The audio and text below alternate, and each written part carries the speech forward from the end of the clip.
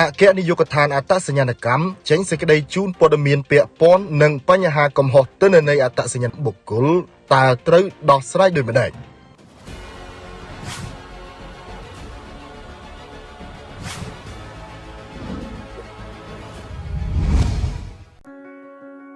ខ្ញុំត្រូវការទុនបន្ថែមខ្ញុំចង់រៀបចំក្រៅឲ្យល្អជាងនេះខ្ញុំចង់ថែមស្រះមួយទៀត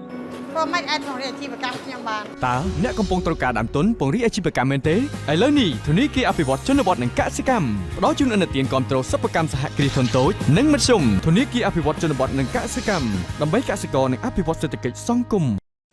ភ្នំពេញអគ្គនាយកដ្ឋានអត្តសញ្ញាណកម្មសូមជម្រាបជូនបងប្អូនប្រជាពលរដ្ឋខ្មែរនិងសាធារណមតិមេត្តាជ្រាបថាមួយរយៈកន្លងមកនេះ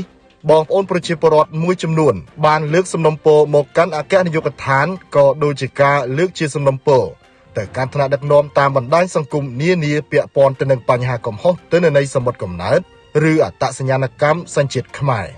អគ្គនាយកដ្ឋានអត្តសញ្ញាណកម្មនៃក្រសួងមហាផ្ទៃបានចេញសេចក្តីប្រកាសព័ត៌មានថ្មីមួយដោយស្រាយចម្ងល់នានារបស់សាធារណជនតើមានបញ្ហាកំហុសទិន្នន័យអត្តសញ្ញាណបុគ្គលតើត្រូវដោះស្រាយដូចម្តេចការស្រាវចម្ងល់នេះបន្ទាប់ពីមួយរយៈកន្លងមកនេះមានបងប្អូនប្រជាពលរដ្ឋមួយចំនួនបានលើកឡើងជាសំណុំពរមកកាន់អគ្គនាយកដ្ឋានក៏ដូចជាការលើកជាសំណុំពរទៅកាន់ថ្នាក់ដឹកនាំតាមបណ្ដាញសង្គមនានាពាក់ព័ន្ធទៅនឹងបញ្ហាកំហុសទិន្នន័យសម្បត្តិកំណើតឬអត្តសញ្ញាណប័ណ្ណសញ្ជាតិខ្មែរដើម្បីស្វែងយល់អំពីដើមចមនៃបញ្ហាកំហុសទិន្នន័យនីតិវិធីក្នុងការកែតម្រូវទិន្នន័យនិងដោះស្រាយចំពោះមុខក៏ដូចជាសម្រាប់ថ្ងៃអនាគតសូមបងប្អូនប្រជាពលរដ្ឋឆ្វេងយល់នៅសេចក្តីជូនព័ត៌មាន